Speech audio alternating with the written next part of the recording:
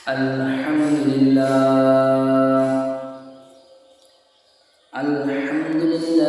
wa kafa wa salamun ala ibadihi alladhina istafa.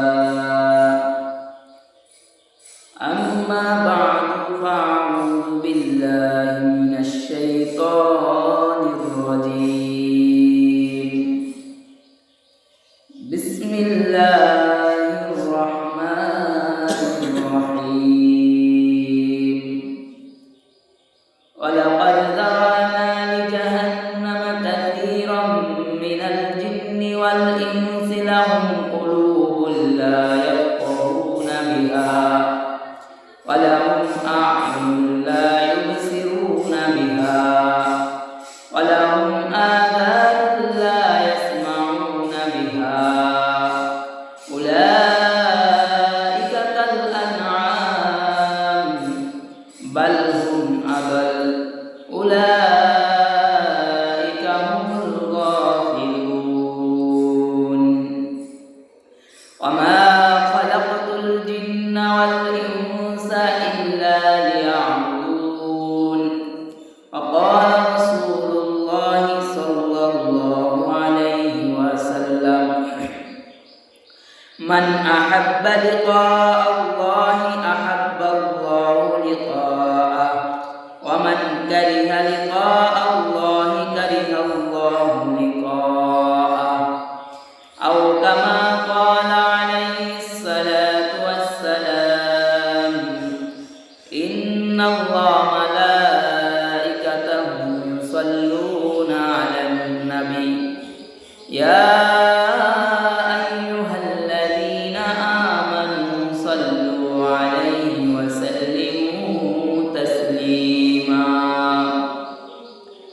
اللهم صل على محمد وعلى آل محمد كما صليت على إبراهيم وعلى آل إبراهيم إنك حميد مجيد اللهم بارك على محمد وعلى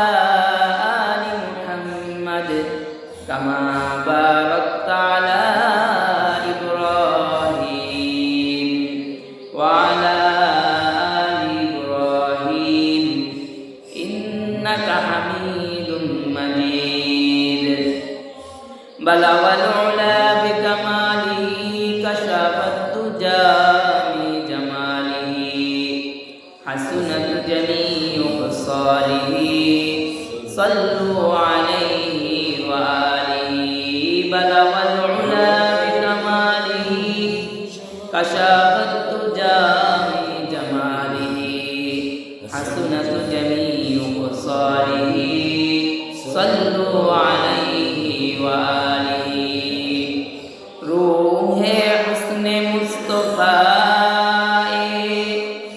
روح حسن مصطفى बहरे बेकरार उसके साहिल तत्वी शेरे बया पहुँचाने बलवल उला बिकमालिही कशफत तुजा बि जमालिही हसनत जमीउ सालिही सल्लु अलैहि व आलिही। अल्हम्दुलिल्लाह মহান আল্লাহ পাক রব্বুল আলামিনের দরবারে লাখ কোটি শুকরিয়া যে আল্লাহ পাক রব্বুল আলামিন আপনাকে আমাকে আল্লাহর ঘর মসজিদে জুমার নামাজের উদ্দেশ্যে আসার এবং বসার তৌফিক দান করেছে। সেই বিশ্ব মালিক বিশ্ব প্রতিপালকের দরবারে শুকরিয়া দান করি বলি আলহামদুলিল্লাহ। সম্মানিত হাজিরিন, আমি আপনাদের সামনে যে আয়াত দুইটা তিলাওয়াত করেছি এবং একটি হাদিস পাঠ করেছি এর থেকে কিছু আলোচনা করব ইনশাআল্লাহ। আল্লাহ যেন উপকারী কথাগুলো আমার জবান থেকে বের করে দেয়, বলেন আমিন। সম্মানিত হাজিরিন, আল্লাহ পাক রব্বুল আলামিন আমাদেরকে সৃষ্টি করেছে, তার মানে হলো তিনি আমাদের মালিক। দুনিয়ার নিয়ম অনুযায়ী দুনিয়ার নিজাম অনুযায়ী যদি দেখেন, যেমন মনে করেন বিভিন্ন দোকানপাট, অফিস, আদালত, এগুলায় কর্মচারী থাকে। তো মালিকের চাওয়া পাওয়া থাকে যে আমার কর্মচারী আমি যেভাবে বলবো সেভাবে কাজ করবে, আমি যেটা বলবো সেই অনুযায়ী কাজ করবে। এই টাইম একটা চুক্তি থাকে, ওই পর্যন্ত কাজ করার পরে তাকে একটা টাকা দেওয়া হয়। তো দুনিয়ার মালিক যেভাবে চাইছে যে তার কর্মচারী, তার গোলাম, সে যেভাবে বলবে ওইভাবে কাজ করবে। যদি কাজের ভিতর ত্রুটি দেখা যায় বা গোলাম যদি মালিকের আনুগত্য না করে, কর্মচারী যদি মালিকের আনুগত্য না করে, তো মালিক বলে কি তোমার মতো কর্মচারীর প্রয়োজন নাই। তো দুনিয়ার নিয়ম অনুযায়ী দুনিয়ায় যেভাবে মালিক কর্মচারী যদি মালিককে খুশি করতে না পারে, তাহলে দেখেন দুনিয়ার মালিক কিন্তু কর্মচারী গোলামকে কাজে রাখে না, বের করে দেয়। অথচ কত নাফরমানি করি, রবের ইবাদত করি না, কিন্তু আজ পর্যন্ত কোনো নিয়ামত আল্লাহ বন্ধ করে নাই। বাতাস বন্ধ করে নাই, পানি বন্ধ করে নাই, রিজিক বন্ধ করে নাই, কোনো নিয়ামত আল্লাহ আমাদের থেকে ছিনাইয়া নেয় নাই। তাহলে বুঝেন আল্লাহ কত দয়ালু। এখন তো আর গোলাম বিক্রি হয় না। একটা জামানা ছিল, একটা সময় ছিল, ওই সময় গোলাম বিক্রি হতো। তো এক মালিক গোলাম বিক্রি করতে রাস্তায় দাঁড়ায় গেছে। তো মালিক দাঁড়ায় গেছে পরে গোলাম কিনতে লোক আসছে। গোলামটা ছিল খুব কালো, গোলাম পায় না, পরে বলে কালো গোলামটাই নিয়ে যায়। যখন গোলাম কিনতে গেল, মালিক বলতেছে আমার গোলাম কিনতে হলে গোলামের শর্ত আছে। যেখানে মালিক শর্ত দিবে সেখানে গোলাম বলতেছে আমাকে ক্রয় করার জন্য শর্ত আছে। তো মালিক বলতেছে তোমার আবার কি শর্ত? যিনি বিক্রি করবে এনারাও মালিক গোলাম বইলা দিছে, মালিক এতদিন আপনার কাছে ছিলাম, বিক্রি করবেন, আমাকে কিন্তু যার কাছে বিক্রি করবেন না। তো যিনি ক্রয় করবেন এই মালিক বলতেছে কি শর্ত বলো? বলে শর্ত হলো আমি দিনের বেলা আপনার খেদমত করব, দিনের বেলা আপনার কাজ করব, কিন্তু রাত্রেবেলা আমি আর আপনার কাজ করতে পারবো না, কারণ আমার আরও একজন মালিক আছে, আমি রাত্রেবেলা তার সাথে প্রেম করব। অর্থাৎ দিনের টাইম আপনার, কিন্তু রাত্রের টাইম আপনাকে আমি দিতে পারবো না। এবং আরও শর্ত হলো আমাকে গোপন ঘর দেওয়া লাগবে। আপনি যেই ঘরে থাকেন ওই ঘরের বারান্দায় আমি থাকতে পারবো না, আমাকে আলাদা গোপন ঘর দেওয়া লাগবে। এই জামানায় দেখবেন যুবক যারা হয়ে যায় সন্তান, ছোটবেলা তো বাবার কোলে ঘুমায়, কিশোর বয়সেও বাবার কোলে ঘুমায়, বাবা কোলে নিয়ে না ঘুমাইলে আরো রাগ করে। একই ছেলে যখন যুবক হয়ে যায় দেখবেন আর বাবার সাথে ঘুমায় না। বাবা যদি বলে এখানে ঘুমাও, বলে না ঘুমাবো না। ভাই ভাই একত্রে ঘুমায় না, কেন ঘুমায় না? বলে একা ঘর লাগবে। একা ঘরের কি প্রয়োজন? গুনাহ করবে, কারণ আপন ভাই আর ভাইয়ের সামনে তো গুনাহ করতে পারবে না, বাবার সামনে তো সন্তান গুনাহ করতে পারবে না, এই জন্য একা ঘরের প্রয়োজন হয়। আর ওই আমলেও একা ঘরের প্রয়োজন হয়েছিল। কারণ আমার সাহেব বলে তিনি এক মাহফিলে গেছে, গিয়ে দেখে মাহফিলে তাকে রিসিভ করে নিয়ে আসছে, মানে রিসিভ করার জন্য আসছে যুবকের হাতে দামি মোবাইল। তো সাহেব বলতেছে বাহ তোমার হাতে খুব দামি মোবাইল, তুমি কি করো? তাই স্টুডেন্ট লাইফ। তা তুমি স্টুডেন্ট, এত দামি দুইটা মোবাইল পাইলা কোথায়? বলে দুইজন বিদেশ থাকে, বিদেশ থেকে দিয়েছে। তো হযরত বললো দেখি তোমার মোবাইলটা। মোবাইল হাতে নেওয়ার পরে বলে লক খোলো। লক খুলছে। হযরত বলতেছে তাহলে গ্যালারিটার লক খোলো। তাই না, ওইখানে আপনার জন্য ঢোকা না যায়। তো যেখানে একজন আলেমের জন্য ঢোকা না যায় সেখানে মনে হয় সকলের জন্য ঢোকা যায়। এই গোপন গুনাহ করে, এই কারণে এখনকার ছেলে পেলেদেরও গোপন ঘর দরকার হয়। এখন তো মনে করি এটা আমার জন্য না, মানে হুজুরদের জন্য হারাম, না আমার জন্য হালাল। আমি এক দাওয়াতে গেছি, এই মুসল্লিদের আমি সকালবেলা দেখছি যে তাদের বাড়ির তাল গাছ, কিন্তু তাল গাছ ফলকে ফলগুলো ভাগ হবে, পাড়ার পরে ভাগ হবে, কিন্তু প্রত্যেকদিন আঁকড়ে চাইয়ে থাকে যে তাল পড়ছে এটা নিব, এটা নিলেই তো সে জিতে যায়। তো ফজরের পরে দেখা যায় তাল পড়ছে, ওইটা নিয়ে গেছে। পক্ষান্তরে দুপুরে আমি তার বাসায় গেছি খাইতে, এখন ওই তাল যে গুইলা রাখছে ওইটা আমার সামনে পড়ছে। এখন সামাজিক একটা বিষয় আছে, আমাকে জিজ্ঞাসা করে হুজুর তাল খাবেন, কারণ এটা তার দিতে পারে না, কারণ এটা সে নিজেও জানে যে এটা টোকাই আনছে, এটা তার জন্য হালাল না। এই জন্য আমার জিজ্ঞাসা করে হুজুর খাবেন, আমি চিন্তা করলাম টোকাই আনছে, এটা আর কি খাবো, ওই না খাবো না। পরে উঠা তার মুখ দিয়ে বের হয়ে গেছে, বলে এটা আপনার জন্য খাওয়াও ঠিক হবে না। এই কথা বলছে। তো এটার অর্থ এটা বলছে এই জন্য যে যে বলছে যে এটা আপনার জন্য খাওয়া ঠিক হবে না, মানে হুজুরের জন্য খাওয়া ঠিক হবে না, হুজুরের পিছনে আমরা নামাজ পড়ি, তো এটা কি তার জন্য খাওয়া ঠিক? আমরা মনে করি যে এটা হুজুরের জন্য ঠিক না, মনে হয় এটা আমাদের জন্য ঠিক। আমাদের সমাজ এমন হয়ে গেছে। আল্লাহ পাক রব্বুল আলামিন আমাদেরকে বানাইছে, যেমন দুনিয়ার মালিকের চাহিদা থাকে, তো আরশের মালিকেরও চাহিদা আছে। তো এই যে গোলাম বিক্রি হয়েছে, গোলামের গোপন ঘর দরকার। মালিক বলে, কিছুদিন গেলে পরে মালিক চিন্তা করলো, গোলাম আনলাম টাকা দিয়া, সে শর্ত দিয়ে আসলো তার গোপন ঘর দরকার হয়, দেখি তো তিনি গোপন ঘরে কি করে, কেন তার গোপন ঘর দরকার হবে। কৌতূহল মনে জাগলে মালিক তার বিবিকে নিয়ে দেখতেছে গোলাম রাত্রিবেলা রবের ইবাদতে মগ্ন, আর ইবাদত করে, আর এক পর্যায়ে দোয়া করতেছে, আয় আল্লাহ, আমি যে আপনার সাথে রাত্রে প্রেম করি, সাবধান, এই খবরটা কিন্তু দুনিয়া কাউকে জানাই না। আর আমরা হলে বলতাম আল্লাহ আমাটা প্রকাশ করেন, তাড়াতাড়ি প্রকাশ করেন। আর গোলাম যুবক ইবাদত করে আর বলতেছে আল্লাহ আমার আর আপনার মাঝে যে সম্পর্ক প্রেম, এটা দুনিয়ার মানুষের কাছে গোপন রাখেন, এটা কিন্তু প্রকাশ করেন না। তো মালিকের আরো কৌতূহল জাগলো যে এমন কি প্রেম যেটা মানুষের কাছে প্রকাশ করা যাবে না। এরকম একদিন আস্তে আস্তে একদিন হঠাৎ মালিক দেখতে পেল যে গোলামের সাথে রবের এত সম্পর্ক যে আসমান থেকে সোজা নূরের আলো গোলামের ঘরের উপর পড়তেছে। এটা দেখে মালিক বলতেছে এই বলে যে চিৎকার দিয়েছে, এটা গোলামের কানে গেছে। গোলাম তাকায় দেখে তার মালিক আসছে। মালিক বলে চিৎকার দিছে, হায়, একটা গোলাম হয়ে রবকে নিয়ে নিল, রবের সাথে সম্পর্ক তৈরি হয়ে গেল, কিন্তু জীবনে কি করলাম, মালিক হয়েও রবকে পাইলাম না। সে তো আফসোসের বলছে, আর এটা গোলামের কানে যাওয়ার সাথে সাথে গোলাম আবার দোয়া করতেছে, এ আল্লাহ, আপনার না বলছি আপনি আমার সম্পর্ক কারোর কাছে প্রকাশ করবেন না, প্রকাশ যেহেতু করেই ফেলছেন, আমাকে এখন আপনার কাছে ডেকে নিয়ে যান।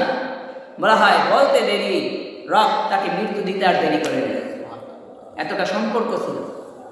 তো মালিক, দুনিয়ার মালিকের চাহিদা থাকে, আমার কর্মচারী, আমার আন্ডারে থাকা ব্যক্তি আমার কথা শুনবে, কথা না শুনলে দুনিয়ার মালিক তাকে তাড়ায় দেয়, কাজ থেকে বের করে দেয়।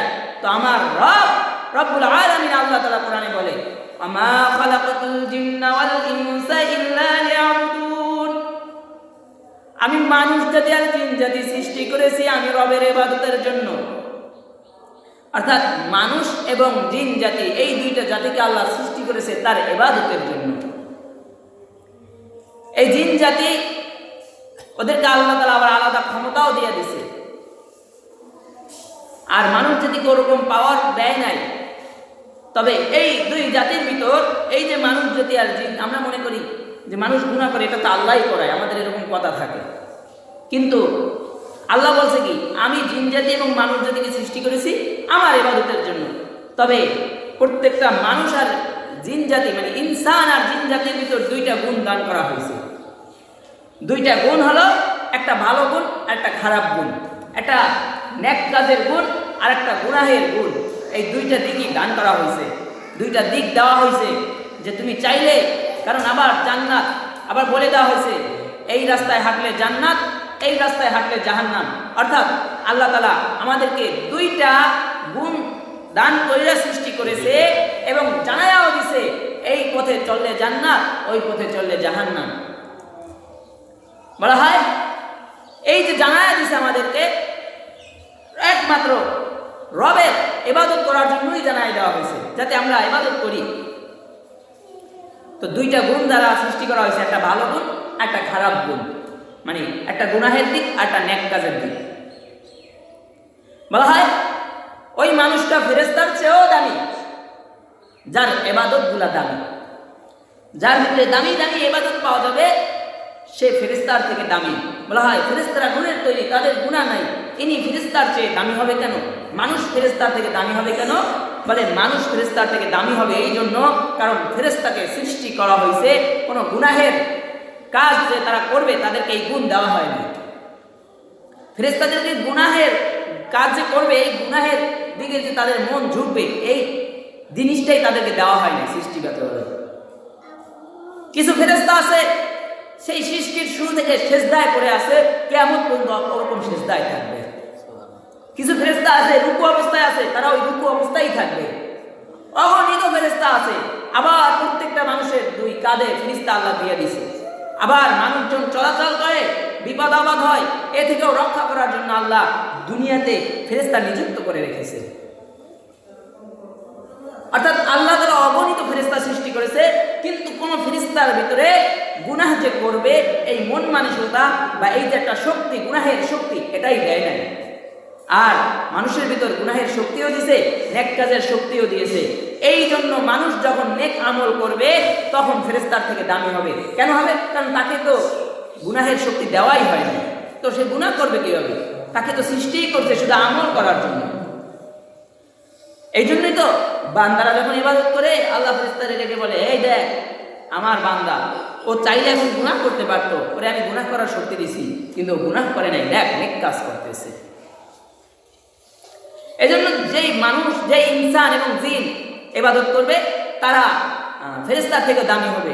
আর আল্লাহ তাআলা অন্য আয়াতে বলে, ওয়ালাকাদ যারানা লিজাহান্নামা কাসীরাম মিনাল জিন্নি ওয়াল ইনস লাহুম কুলুবুন লা ইয়াফকাহুনা বিহা ওয়া লাহুম আ'য়ুনুন লা ইউবসিরুনা বিহা ওয়া লাহুম আযানুন লা ইয়াসমাউনা বিহা উলাইকা কাল আনআম বাল হুম আদাল উলাইকা হুমুল গাফিলুন।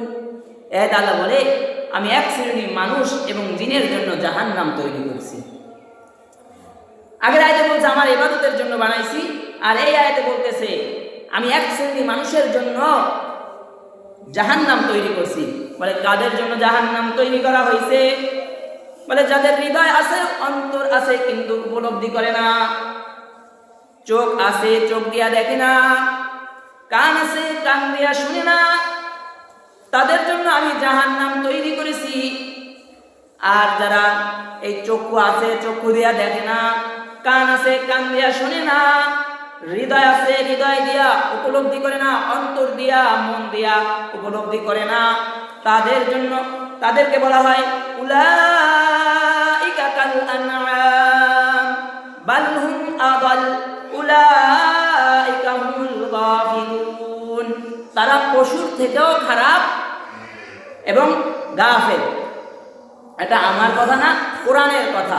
সেই পশুটা হতে পারে, কুত্তা হতে পারে, শুয়ার হতে পারে, এর থেকেও খারাপ, চতুর্থ সম্পদ জানোয়ারের চেয়ে খারাপ, এই কথা কোরআন বলছে। এবার বলবেন মানুষকে আল্লাহ এত দামি ভাবে সৃষ্টি করেছে, শ্রেষ্ঠ মাখলুকাত, আশরাফুল মাখলুকাত বানাইছে, তাহলে সে আবার কুত্তা, শুয়ার এগুলোর থেকে কেন খারাপ হবে? হিংস্র প্রাণীর চেয়ে কেন খারাপ হবে? ওই যে আমি বললাম, ইবাদত করলে যখন আল্লাহর সাথে সম্পর্ক ভালো হবে, রসুলের সাথে সম্পর্ক ভালো হবে, কোরআনের সাথে সম্পর্ক ভালো হবে এবং আমল আখলাক ভালো হবে, তার দাম কিন্তু ফেরেশতার থেকে বেশি হবে। কারণ তাকে দুইটা শক্তি দেওয়া হয়েছে, ইবাদতের শক্তিও দেওয়া হয়েছে, গুনাহের শক্তিও দেওয়া হয়েছে। এই জন্য, কারণ ফেরেশতাকে তার গুনাহ করার শক্তি দেওয়া হয় না, এই জন্য তাকে ফেরেশতার থেকে দামি বানানো হবে। আর যার ভিতরে ইবাদতের পাবন্দি নাই, নামাজের নাই, নামাজ নাই, রোজা নাই, হজ নাই, যাকাত নাই, সত্য মিথ্যার যাচাই বাছাই নাই, হালাল হারাম নাই, এগুলা যার ভিতরে নাই, বলা হয় পশু, গরু, ছাগল, শুয়ার, কুত্তা এগুলার যেভাবে বেআকল তৈরি করা হয়েছে, কোনো জ্ঞান দান করা হয় নাই। এই মানুষগুলাও এই গরুর মতো, ছাগলের মতো, কুকুরের মতো, শুয়োরের মতো, কারণ এগুলাও তাদের জ্ঞানকে সঠিক কাজে লাগাইতেছে না। কারণ যদি জ্ঞানকে সঠিক কাজে লাগাইতো তাহলে নামাজের সময় মসজিদ খালি থাকতো না, তাহলে রমজান মাসে রোজার সময় চায়ের দোকানে বিড়ির গন্ধ আসতো না। যদি আকল ঠিক থাকতো, যদি আকল ঠিক থাকতো তাহলে অভাবী মানুষ পাওয়া যেত না, কারণ মানুষ খুঁজা খুঁজা জাকাত দিত। যদি আকল ঠিক থাকতো, এই যে সামনে কোরবানি আসতেছে, দেখবেন অসহায় যারা আছে এরা দেখলে নামিয়ে যাইতেছে। কারণ কি? যারা জবাই দিতেছে এরা সঠিকভাবে বন্টন করতেছে না। এই আয়াতে আল্লাহ এটাই বলে, উলাইকা কাল আনআম বাল হুম আদাল উলাইকা হুমুল গাফিলুন। ওরা চতুর্থ সম্পদ, চার পাওয়ালা প্রাণীর চেয়েও খারাপ। এটা আমার কথা না, কোরআনের কথা। বলা হয় কেন খারাপ জানেন? উদাহরণ নেই দিয়ে একটা, এই যে বিভিন্ন জায়গায় ধর্ষণ হইতেছে, এগুলা কারা করতেছে? মানুষ করতেছে না? যদি সঠিক জ্ঞান থাকতো তাহলে কি ধর্ষণ করতো? অর্থাৎ ওর ভিতরে পশুর আচরণ, এই জন্য দর্শন করতেছে। এই যে এই সপ্তাহে একটা নিউজ দেখলাম, একজন গর্ভবতী মহিলাকে দর্শন করে তারপরে পেটের ভিতর থেকে যে বাচ্চাটা ছিল এই বাচ্চাটাও বের করে মেরে ফেলেছে এবং গর্ভবতী মহিলাকেও মেরে ফেলেছে। নাউজুবিল্লাহ বলেন ধরে। এটা কোনো মানুষের কাজ হতে পারে? দর্শন তো করছে, আবার বুঝেন একটা নিষ্পাপ বাচ্চা পেটের ভিতর ছিল, এই বাচ্চাটাকেও বের করে মেরে ফেলেছে। কত বড় নির্দিষ্ট কাজ! এটা তো হায়ান পশুর কাজই হয়েছে, এটা কুত্তার শুয়োরের মতো কাজিত হয়েছে। পক্ষান্তরে কুকুরও ভালো। আমাকে এই 2-1 সপ্তাহ আগে একজন একটা ভিডিও দেখাইছে। ভিডিওটা দেখাইছে এই জন্য যে দেখেন, কুকুর চোর আসছে বাড়িতে চুরি করতে, কুকুর কিন্তু বাড়ি পাহারা দেয়। কুকুর আসছে চুরি করে, চোর আসছে চুরি করতে, তো কুকুর যখন গেউ গেউ শুরু করছে, চোরটা একটা রুটি দিছে। এক রুটির কারণে ওর জবান বন্ধ হয়ে গেছে। কি কারণে? একটা রুটি খাওয়াইছে। অর্থাৎ এখন তাকে সেলুট জানাই দিয়েছে। বলা হয় এই ভিডিওটাতে দেখছি, ওই চোরটা ভিতরে ঢুকছে, কিছু খাবার ফল গাছ থেকে চুরি করছে, এখন বের হতে পারে না, দেওয়ালটা উঁচু। কুকুরটা নিজে 4 পা নিচে দিয়া পিঠটা পেতে দিছে যে আমার পিঠের উপরে পা রেখে তারপরে দেওয়ালে উপরে ওঠেন, এক রুটি দিয়ে। একটা কুকুর মালিক চিনে, একটা কুত্তা, রাস্তার কুত্তা, যে প্রাণীটাকে আল্লাহ হারাম ভাবে সৃষ্টি করেছে, যেই কুকুরটার লালা গায়ে লাগলে 7 বার ধুইতে হয়, যে কুকুরের লালা যদি কোনো প্লেটে বা থালায় মুখ দেয় ওই প্লেটটা 7 বার ধুইতে হয়, এতটা নাপাক করে যে প্রাণীটাকে সৃষ্টি করা হয়েছে, যে কুকুর ঘরে থাকবে সেই ঘরে রহমতের ফেরেশতা প্রবেশ করে না, সেই কুকুরটাও মালিকের খেদমত করে। সেই কুকুরটাকেও যদি একটা বিস্কুট আর রুটি খাওয়াইয়াও যদি কুকুরটার মন পাওয়া যায়, তাহলে আপনার রব আপনাকে বাতাসের নিয়ামত দান করেছে, আপনার রব আপনাকে পানির নিয়ামত দান করেছে, আপনার রব আপনাকে কত কত নিয়ামত দান করেছে। রব যদি চাইতো যে এই বছর আর আলু হবে না, এই বছর আর চাল হবে না, এই বছর আর পেঁয়াজ হবে না, এই বছর আর রসুন হবে না, এই বছর আম হবে না, এই বছর কাঁঠাল হবে না, এই বছর কোনো ফল ফসল হবে না, তাহলে বুঝেন কি হতো অবস্থা? রবের এত এত নিয়ামত ভোগ করার পরেও রবকে চিনলাম না, রবের দরবারে সেজদা দিলাম না, মসজিদে হাজির হলাম না, তাহলে আপনি আপনাকে শ্রেষ্ঠ মাখলুকাত, আশরাফুল মাখলুকাত দাবি করেন কোন দিক থেকে? কোরআন আপনাকে বলেছে উলাইকা কাল আনআম বাল হুম আদাল উলাইকা হুমুল গাফিলুন। ওটা 4 পাওয়ালা পশুর চেয়েও খারাপ, ওটা একটা নিকৃষ্ট লোক, ওটা একটা গাফেল লোক। আবার ইবাদত তো করেই না, যাদের পিছনে ইবাদত করে এদেরকে নিয়ে বাজে মন্তব্য করে, তাও আবার সংসদে দাঁড়ায়। মানুষের বিবেক কোথায়? যে সংসদ হয়েছে, মানুষের দুর্ভিক্ষ আসবে, মানুষকে কিভাবে দুর্ভিক্ষ আসলে এটা থেকে সমাধান দেওয়া যাবে, যে সংসদটার কাজ হলো এটা, সেই সংসদে বসে বলে আমি আমার মা বোনদেরকে বলবো যেন কোনো ওলামায়ে কেরামের বাচ্চা তারা গর্বে না নেয়। নাউজুবিল্লাহ বলে। এটা আপনি দল করেন না কি করেন সেটা দেখার বিষয় না, এটা কোনো দলের কথা না, এটা হলো ঈমানের কথা। বাচ্চা হইলে তখন হুজুর লাগে, মানে আইসা আজান দিয়ে যান, বাবা মরছে মা মরছে আসেন জানাজা পড়ায় যান, 41 3 দিনের দিন দোয়া করান, তখন হুজুর প্রয়োজন হয়। আর আপনার এমনি সময় হুজুর প্রয়োজন হয় না। এবং কি আবার বলতেছে যে আল বদর আর রাজাকারের গোষ্ঠীরা। আল বদর কাকে বলে?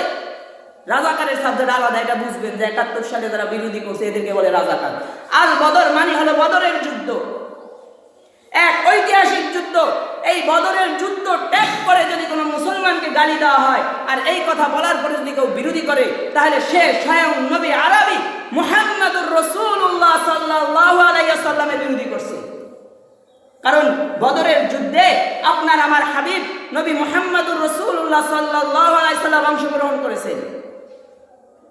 এক দামি যুদ্ধ ছিল, 313 জন সাহাবা নিয়ে বিজয় অর্জন করেছে।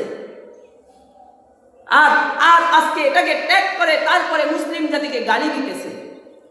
কিন্তু কই কোন মুসলিম জাতি এটার প্রতিবাদ জানায় নাই। তারা ভালো সাজে, নম্র সাজে, ভদ্র সাজে। এই মিয়া, আপনি কি হযরতে আবু বকরের থেকে ভদ্র হয়ে গেছেন? হযরতে সিদ্দিক আকবর রাদিয়াল্লাহু তাআলা আনহুর সামনে নবীকে গালি দিয়েছে, তো যে নরম মানুষ এও থাপড় লাগায়া দিছে কাফেরের গালে। নবীর কাছে বিচার দিছে আবু বকর থাপড় মারছে, নবী বলে আবু বকর থাপড় মারতে পারে না, মনে হয় ওমর মারছে, তুমি ভুল বলতেছো। বলে না, আবু বকর মারছে। জিজ্ঞাসা করে আবু বকর তুমি আমাকে থাপড় দিছো? হ্যাঁ আমি দিছি। কেন দিছো? আপনাকে গালি দিছি। আর যাদের পিছে আপনারা নামাজ পড়েন, বলবেন হুজুর খোটা দেন, মানে কি এটা বুঝবে? যদি আপনারা নামাজ পড়তে পারেন পড়েন, খোটা দেই না। যাদের পিছে ইবাদত করেন, যাদের পিছে নামাজ না পড়লে হয়তো বা আপনার নামাজ বাতিল বলে গণ্য হতো, যাদের দ্বারা আপনি আপনার মায়ের জানাজা পড়ান, যাদের দ্বারা আপনি আপনার বাবার জানাজা পড়ান, যাদের দ্বারা বিবাহের খুতবা না দিলে আপনার বিবাহই শুদ্ধ হতো না, আজ তাদেরকে বলা হয় এদের সন্তান তোমরা গর্বে নিও না। যে বলছে এর মায়ের বিয়েও তো কোনো হুজুর পড়াইছে, এই কথা বলার কি আছে সুযোগ? এটাকে আমাকে বলছে সেই জন্য বলছি না, এটা ঈমানের দাবি। এবং এটাও সেই কথা হচ্ছে সংসদে, এবং এই কথাও বলছে আল বদর এই শব্দ, এটা ঐতিহাসিক এক যুদ্ধের শব্দ। কিন্তু আমরা মুসলমান সচেতন নাই, তাই আমাদের এই অবস্থা। আমরা দলে দলে ভাগ হয়ে আছি। আমরা আমার রবের ইবাদত করি না, অথচ আপনার আমার রব কোরআনে বলে ওমা খালাকতুল জিন্না ওয়াল ইনসা ইল্লা লিয়াবুদুন, আমি মানুষ জাতি এবং জিন জাতিকে সৃষ্টি করেছি আমি রবের ইবাদত করার জন্য।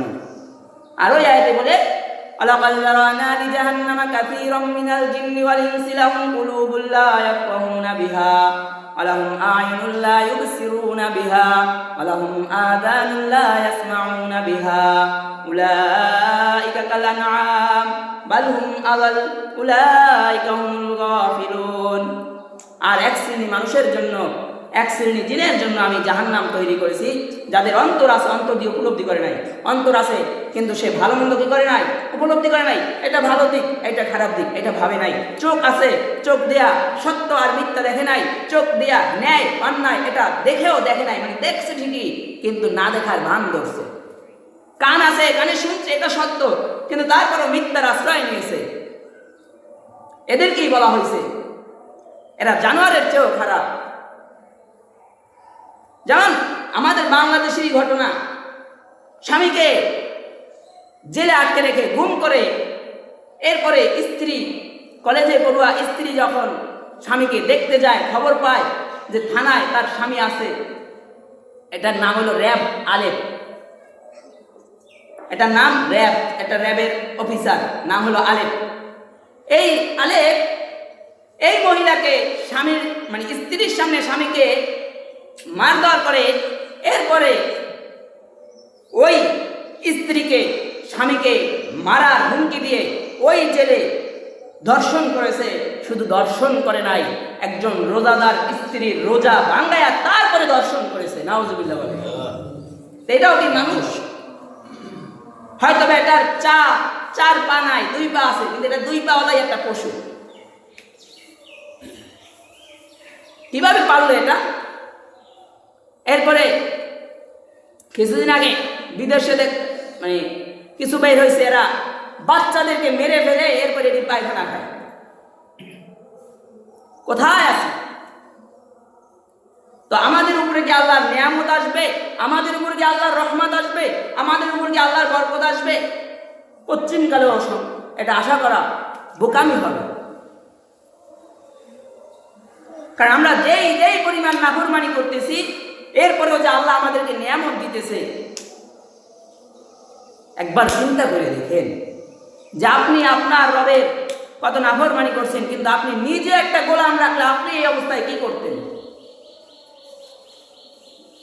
আরো অহরহ এই ঘটনা আছে, যাই দেখেন সমাজে চলতেছে, সবচেয়ে বেশি চলতেছে জিনার হার।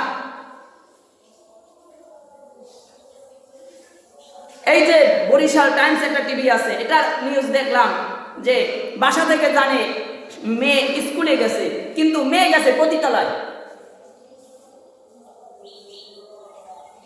আজ যদি কোনো মেয়েকে, কোনো ছেলেকে বিবাহ বন্ধনে আবদ্ধ করা হয়, তাহলে তখন এসে বলে মেয়ের বয়স 18 হয় নাই, ছেলের বয়স 21 হয় নাই, অর্থাৎ এটা বাল্য বিবাহ হয়েছে। এখানে ভাঙ্গার জন্য লোক প্রস্তুত আছে, তৈরি আছে, কিন্তু আজ পর্যন্ত কোনো পার্কে গিয়া জিজ্ঞাসা করে নাই তোমরা যে প্রেম অবৈধ নষ্টামি প্রেম আদান প্রদান করতেছো, তোমাদেরকে 18 বছর হয়েছে, তোমাদেরকে 21 বছর হয়েছে, এটা জিজ্ঞাসা করে নাই। গিয়ে দেখেন 18 বছর লাগবে না। আমি যে বলছি, আমি নিজের চোখে দেখা কথাগুলো বলতেছি, বানায় কিছু বলতেছি না।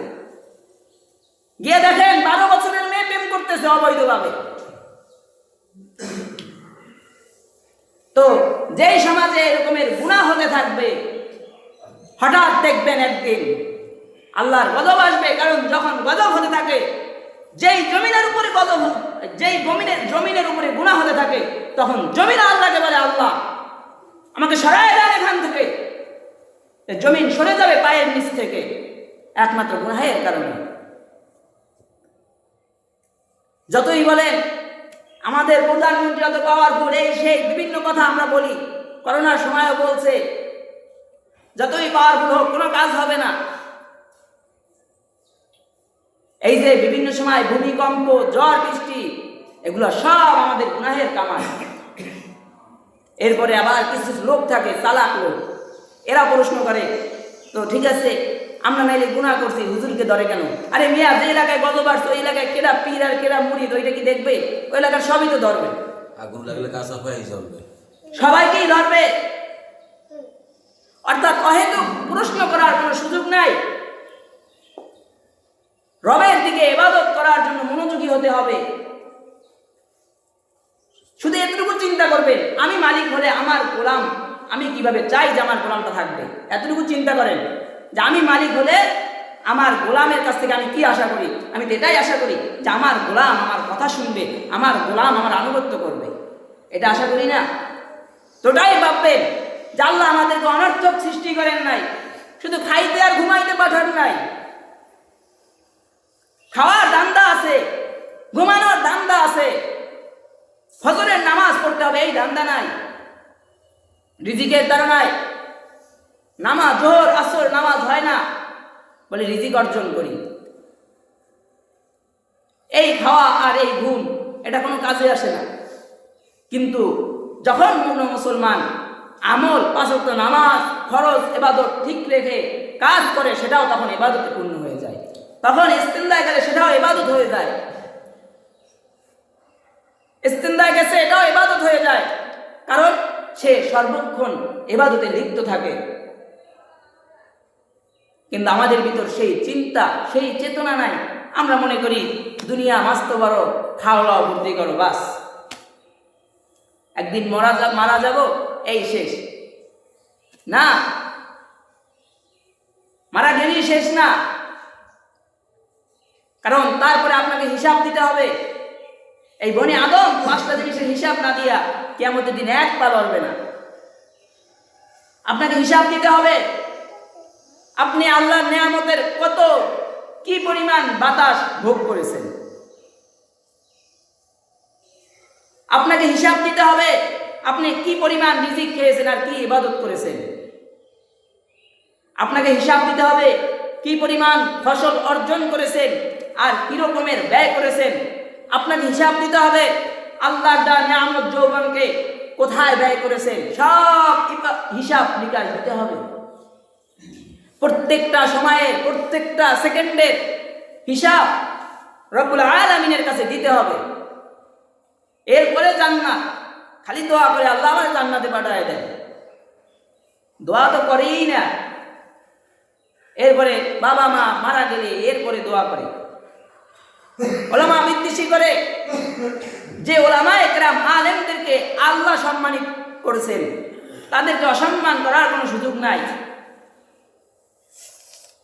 যাদের কারণে রহমত আসে, বরকত আসে, যাদের কোরআন তেলাওয়াতের কারণে বরকত আসে, এদেরকে বিভিন্ন ভাবে ট্যাগ দিয়ে তারপরে গালিগালাজ করা হয়, জঙ্গি বলে গালি দেওয়া হয়। অথচ এই মুসলমানের ভাবা উচিত ছিল এই যেগুলা গালি দেয় আলেমদেরকে এগুলো একটা জাহেল। কারণ নবী আরবি, এরা যদি নবীকেও পাই তারা নবীকেও গালি দিত। কারণ এতটুকু কমন সেন্স দিয়ে চিন্তা করে না, হাই রে নবী পাই নাই, হযরত আবু বকরকে পাই নাই, হযরত ওমরকে পাই নাই, হযরত ওসমানকে পাই নাই, আলীকে পাই নাই, আব্বাস রাদিয়াল্লাহু তাআলাকে পাই নাই, আব্দুল্লাহ ইবনে মাসউদ রাদিয়াল্লাহু তাআলাকে পাই নাই, হামজালা রাদিয়াল্লাহু তাআলাকে পাই নাই, অমুককে পাই নাই। কিন্তু আমাদের যিনি এখানে আছে, দেখো আল্লাহর রাসূলের সুন্নতি টুপি মাথায় দিয়ে কথা বলতেছে, দেখো নবীর সুন্নতি লেবাস গায়ে দিয়ে বয়ান করতেছে, নবীর সুন্নতি লেবাস গায়ে দিয়ে কথা বলতেছে। যদি নবী থাকতো নবীকেও তো এভাবে দেখতে পারতাম। আজ নবী নাই কিন্তু তার বদলে নবীর রঙের মানুষটাকে দেখি, এই নিয়ত যখন থাকবে তখন আল্লাহ তাকে নবী দেখার সওয়াব দিয়ে দিবে। কিন্তু নিয়ত থাকতে হবে। এর মানে এটা নয় যে এরা নবী, এরা নবীওয়ালা কাজ করতেছে এই জন্য তাদেরকে মহব্বত করতে হবে। কিন্তু আজ তাদেরকে গালি দেওয়া হয়, এটা আফসোসের বিষয়, সবচেয়ে দুঃখের বিষয় জাতির জন্য। এই জন্য আমাদেরকে সচেতন হতে হবে। আসলে এই মুসলমানগুলা যদি সব এক থাকতো আর সকলে যদি বলতো এই মসজিদের ইমামের পিছে নামাজ পড়ি, একে গালি দিবা না, এই হুজুরকে দিয়াই আমি আমার বাচ্চা হওয়ার পরে ডান কানে আজান বাম কানে একামত দেওয়াইছি, এই হুজুরের জবান থেকে খেজুর চিবানো নিয়ে বাচ্চার মুখে দিছি, এই হুজুরকে দিয়াই আমি আমার বিবাহ বন্ধনে আবদ্ধ হয়েছি, আমার বাবা দাদা সকলে এই হুজুরের মাধ্যমে বিবাহ বন্ধনে আবদ্ধ হয়েছে, অর্থাৎ তাকে গালি দিবা না। যারা ওলামা বিদ্বেষী করে আমি তো মনে করি তাদের সন্তানের কাছে তাদের চিঠি রেখে যাওয়া উচিত যে দেখ আমি লিখে গেলাম, আমি মারা যাওয়ার পরে আমার জানাজা কোনো আলেমকে দিয়ে দিবি না, আমি মারা গেলে আমার জানাজা কোনো মসজিদের ইমাম মুয়াজ্জিনকে দিয়ে দিবি না, কারণ আমি একজন আলেম বিরোধী ছিলাম। আর আমার জানাজা এই জন্য কোনো আলেমকে দিয়ে দিবি না, আমার মরণটা যেন কুকুর আর শুয়ারের মতো হয়, এটা লিখে দেওয়া উচিত ছিল। জীবন্ত থাকতে তাদেরকে সম্মান করবে না, কদর করবে না, তাদের মরার পরে আর জানাজা পড়ায় কি লাভ হবে? কথা বললে অনেক, কিন্তু যেই কথাগুলো বলছি আপনারা বুঝতে পারছেন। মূল কথা ছিল এই জামানার ওলামায়ে কেরাম আপনার ভালো না লাগে কিন্তু গালি দিয়েন না, কারণ সবাই তো সবাইকে ভালো লাগবে না, আপনার পছন্দ না হতে পারে, গালি দিয়েন না। এবং রবের ইবাদতে মগ্ন হন, রবের ইবাদতে ফিরে আসেন, আল্লাহর দিকে ফিরে আসেন। এতটুকু চিন্তা করেন, যেটা আবারও বলতেছি, যে আপনি মনে করবেন আমি একটা মালিক, আমার গোলাম থাকলে আমি তো চাইতাম যে আমার গোলামগুলো আমার কথা শুনুক। আপনি চিন্তা করবেন আপনার রব তো আপনাকে সৃষ্টি করেছে, তারও তো চাওয়া আছে যে আমার বান্দাটা 5 ওয়াক্ত নামাজ আমাকে সেজদা দিবে। এই জন্য বেশি বেশি ইবাদত করা, দোয়া করা, আল্লাহ আমার গুনাহগুলোকে মাফ করে দেন। এই জন্য রবের ইবাদতে মনোযোগী হওয়া।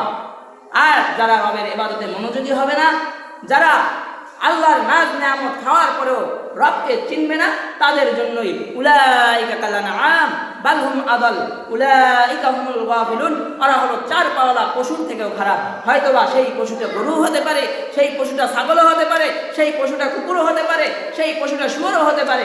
কারণ আপনি দেখবেন আপনার পশু কিন্তু ঠিকই আপনাকে চিনে। আপনি যে গরুটা পালেন এই গরুটা ঠিকই আপনাকে চিনে।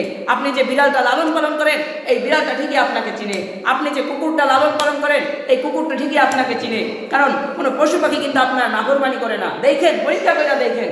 আপনারা তো গ্রামের মানুষ, আপনাদের তো গরু আছে, ছাগল আছে, এইগুলো দিয়েও দেখেন যাদেরকে একটু সামান্য ঘাস খাওয়াইছেন এই জন্য ও কিন্তু আপনার আনুগত্য করে, এই জন্য ও কিন্তু আপনার কথা শুনে, এই জন্য ও কিন্তু ওরে কিন্তু ডাইনে যাইতে বললো ডাইনে যায়, ওরে বামে যাইতে বললে একটা বোবা প্রাণী চার পাওয়ালা পশু এরে আপনি বলছেন ডাইনে যা বামে যা, এ আপনার ডাইন বাম বুঝছে। একটা কুকুরকে পালাও লাগে না, একদিন শুধু একটা রুটি দিছে, এই কুকুরটাও মানুষকে চিনে। রাস্তায় বিভিন্ন মানুষ হাইটে হাইটে কুকুরকে খানা খাওয়ায়, বিভিন্ন রুটি বিস্কুট এগুলো দেয় কুকুরকে, যখন এগুলো দেয় আর ওই লোকটা যখন আবার পরের দিন আসে দেখবেন কুকুরগুলো দৌড়ে গিয়ে তার কাছে যায়। ভাই কেন যায়? বলে এর কাছে রিজিক পেয়েছে। তো একটা কুকুর যদি আপনার সামান্য রিজিক পেয়ে আপনার কাছে দৌড়ে আসে, আপনার পায়ের কাছে বৈশা করে, আপনি একবার চিন্তা করেন রবের দেওয়া পানি, রবের দেওয়া চাল, রবের দেওয়া আলু, রবের দেওয়া পেস্ট, রবের দেওয়া তেল, কত কিছু খাইলেন জীবনে, কিন্তু কয়দিন রবকে সেজদা দিছেন? কয়দিন রবের আনুগত্য করেছেন? আমি যেটা বুঝাইতে চাইছি, আল্লাহ তাআলা আমাদেরকে এই কথাগুলোর উপরে আমল করার তৌফিক দান করুন এবং বেশি বেশি ইবাদত করার তৌফিক দান করুন। বলুন আমিন। আখির দাওয়ানা আলহামদুলিল্লাহি রাব্বিল আলামিন।